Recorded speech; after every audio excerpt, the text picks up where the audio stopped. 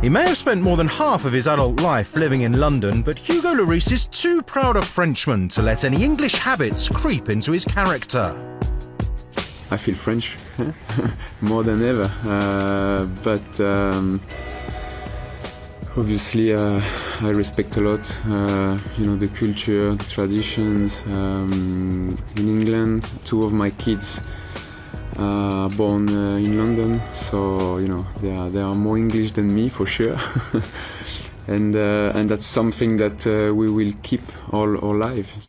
And those kids can occasionally take advantage of the Spurs captain's insistence on staying 100% French.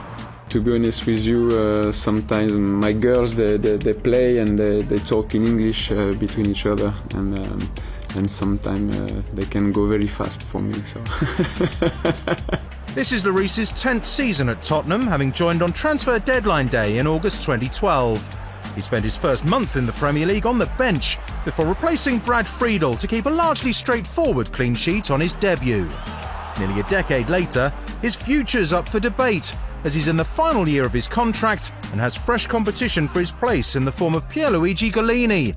Lloris, though, seems extremely happy and settled.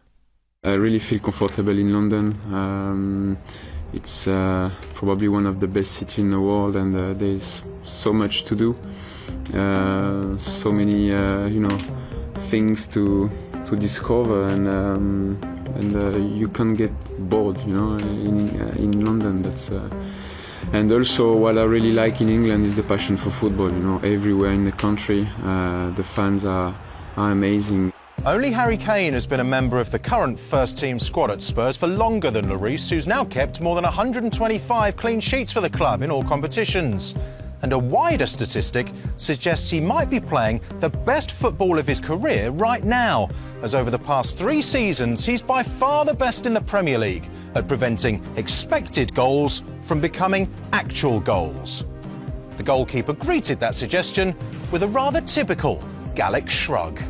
I don't know, don't really look at the statistics. For me, the most important is the feelings.